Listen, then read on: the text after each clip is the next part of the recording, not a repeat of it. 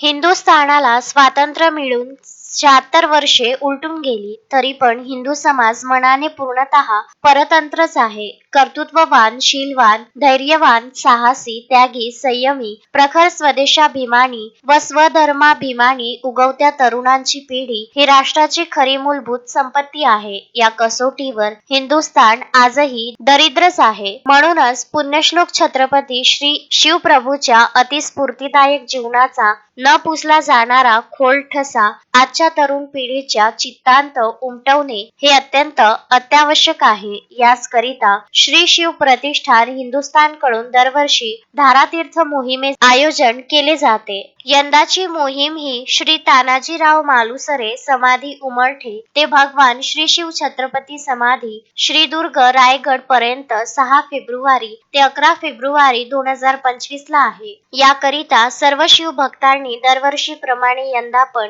यात्रा 6 फेब्रुवारी दुपारी 3 वाजता नवीन अमरावती स्टेशन गाडी क्रमांक 01-101 धारकरी एक्सप्रेस ते वीरगाव स्टेशन पर्यंत, 11 फेब्रुवारी 2025 ला वीरगाव ते अमरावती स्टेशन गाडी क्रमांक 01-102 धारकरी एक्सप्रेस वेळ रात्री 10 वाजता राहील. ही स्पेशल रेल्वे अमरावती शहराचे राज्यसभा खासदार अनिल बोंडे, नवनीत राणा यांच्या अथक प्रयत्नाने मागील 2 वर्षापासून रेल्वे गाडीचे आयोजन होत आहे. म्हणून संपूर्ण श्री शिव प्रतिष्ठान हिंदुस्थान कडून अनिल बोंडे, राज्यसभा खासदार व नवनीत राणा यांचे हार्दिक आभार मानले जात आहे. याकरिता संपूर्ण शिवभक्तांनी या धारकरी एक्सप्रेस रेलचा प्रवास करावा अशी माहिती पत्रकार परिषदेत देण्यात आली आहे.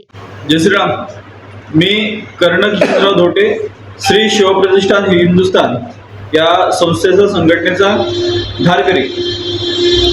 गेल्या 35 ते 36 वर्षापासून धारातीर्थ गडकोट मोहिमेचं आयोजन होत असते.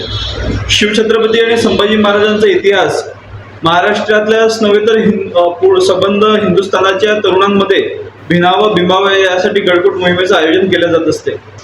आणि याच उद्देशानं अमरावतीतले हजारो आणि शेकडो धारकरी गडकोट मोहिमेला जात असतात. दरवर्षी मोठ्या संख्येने जात असतात.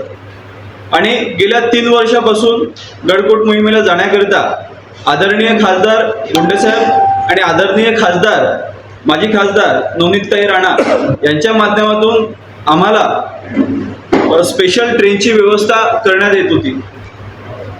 2 वर्ष आधी 27 जानेवारी ते 1 फेब्रुवारी अशी मोहीम होती. त्यावेळेला त्या मोहिमेला स्पेशल ट्रेन केली गेली होती. त्याच्याही मागच्या वर्षी 2024ला 23 जानेवारी ते 28 जानेवारी 23 जानेवारीला आम्ही ट्रेन इथून गेलो होतो आणि 27 जानेवारीला तिथून परत आलो, 28 जानेवारीला तिथून आलो होतो.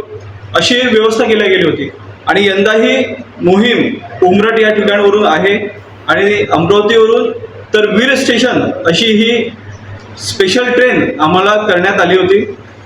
पण या ठिकाणचे जे विद्यमान खासदार आहे त्यांचं काय माहिती काय अडलेलं आहे किंवा काय त्यांना काटा आहे, ते नेहमी शिवभक्तांच्या आडी येतात आणि आपला काटा टाकतात.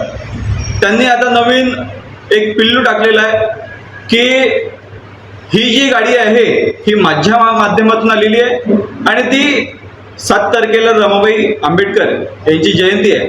त्यासाठी त्या भागात जाण्यासाठी त्यांच्या काही बांधवांना ती गाडी उपलब्ध करून द्यावी असं त्यांचं म्हणणं आहे. पण हे अत्यंत चुकीचं आहे. ते चुकीचं नॅरेटिव्ह सेट करत आहे आणि ते परत अमरावती शहरात महाराष्ट्र राज्यात वातावरण बिघडवण्याचं ते काम करत आहे. असं त्यांनी कदापि करू नये हे त्यांना सांगण्यात आमच्या माध्यमातून त्यांना सांगतो. हे अगदी चुकीचं ते करत आहे. त्यांची इच्छा काय आहे की अमरावतीतही परभणीसारख्या घटना घडल्या पाहिजे आणि या ठिकाणची शांतता आणि सुव्यवस्था बिघडली पाहिजे. पण त्यांनी ते या ठिकाणचे खासदार आहे त्यांनी हे लक्षात घेतलं पाहिजे की अमरावती जिल्ह्याचे आपण खासदार आहे आणि या ठिकाणची शांतता आणि सुव्यवस्था आपण राखली पाहिजे. अशोकभाई जोशी, विदर्भ न्यूज, अमरावती.